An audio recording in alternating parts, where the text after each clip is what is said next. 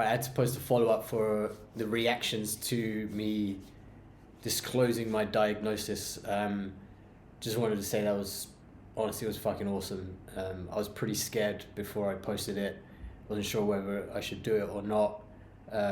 Just pulled the trigger eventually, and the response was, yeah, it was great. So I just want to say thanks, like family and friends and colleagues and all sorts of people said some really nice stuff, and just like, yeah, just made me feel more comfortable with the whole thing. There were a few questions and comments, and I think maybe other people probably have them. So I just want to do answer a few questions, clarify some things, and then I'm out of here. I don't think I'm coming back to Instagram, but yeah, let me do these questions. So the first one was people asking if I'm low on confidence or if I'm like naturally shy, because some people were surprised or some people were just sort of interested. No, I'm not. I'm pretty good. I'm not naturally shy. It's just that I struggle with small talk and talking to people I don't really know very well, or bumping into people. How long those conversations should be, it's kind of really awkward for me. Sometimes I just don't want to do them. It's not that I'm shy or whatever. It's just usually the actual conversation, like the kind of, oh hey, how are you doing? It's just feels weird to me. It feels super awkward. Whereas even if like a stranger came up to me and mentioned the price of silver ounces and what it means, I could have a chat with them for about 20 minutes and I would really enjoy it, and I wouldn't be shy at all. So no, I'm not shy. No, I'm not lacking in confidence. I'm 37, so I'm good now. Another one was, you've always had lots of friends. I've always seen you with lots of different people, so you must be capable of navigating social life. Yes, I think that's fairly true. I'm not saying I'm terrible at social skills or making friends and stuff. I think I really thought about this. I have always had friends, but it's always out of circumstance. So I think I'm not very good at going out into the world and making my own friends. It's more like I make friends at work, or I live with people and I meet people through them, and it's that kind of thing. Yeah, it just ties in with the communication and also like the social norms of when you should message someone. Do you keep in touch with someone regularly? I find these kind of things really confusing. I don't know how much you're supposed to talk to people to maintain a friendship, that kind of thing. So for me, it was always easier to be friends with a group, but it's because I lived with like someone who's super extroverted or what I mean. So yes, I do know how to navigate social life, but with a caveat. But I think one thing I should say is, I think, I've had lots of friends, but I've lost lots of friends as well. And for a long time, it's because I thought I was a bit of a dick.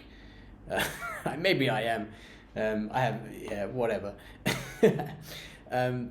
No, I mean, just maintaining friendships, and then also like I think I struggle with people who are toxic or manipulators. I don't know how to navigate them, and also if it affects other people, I usually lose the whole group, because the manipulator is just better at navigating the whole dynamics. And I'm too like direct and black and white, and I don't think about like campaigning or, do you know what I mean? Yeah, so I mean, in terms of navigating social stuff, I can do it, blah blah blah, but I'm not the best at it, to be honest.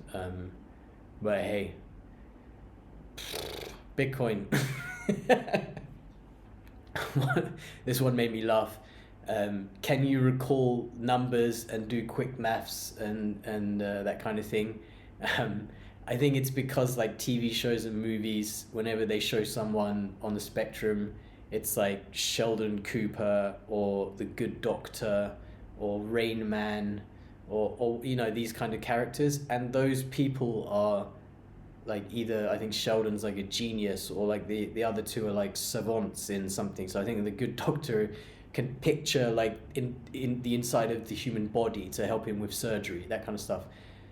No, I'm not a savant. I wish I was, because that'd be really cool, but no, I'm not. I'm okay at maths. I'm not bad at maths. I can recall numbers. I think for me, one of my skills that I have is I'm very analytical, and I think in patterns. So I find it easy to put the pieces of the puzzles together on like complicated things like world politics or macroeconomics. It just comes easy to me. I can put, oil prices here, and then this government decision here, and like this bank shorting this, and it just all seems to fit together for me. But that doesn't make me like a genius or anything. It's just that's just how I think. I think in patterns. I love looking at patterns. I love looking at financial data, charts, mapping out patterns. But I have friends who are not on the spectrum who also like to do that. So yeah, no, I'm not a genius. I'm not a savant. I'm not Matt Damon or whoever it is in in some movie.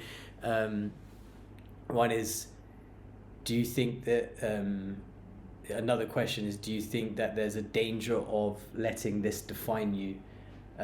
Yeah, I think there's a danger of letting this define me. I lived 37 years without knowing this. Now I know it. I think it's really useful to know myself, but it's not that I am on the spectrum. It's that I'm an individual who is autistic, if you know what I mean. Like that's a difference. So I would not say that I'm going to let this define me. I'm still going to push myself. I'm still going to try and go out into the world and meet people and socialize, and my career, and do whatever I want to do. Actually, it's going to help me do it much better, because I know the issues I might face, and I know what I'm good at, what I'm not so good at, what I can improve on, and just be more aware, and maybe explain to people and get their understanding. I think hopefully it's just going to make my life easier. But no, it's definitely, I'm not going to let it hold me back or be like a crutch, or like use it as like a disability. I'm not going to apply for a special car park or anything, so don't worry. And then another one is, how do you feel about it being missed in earlier life?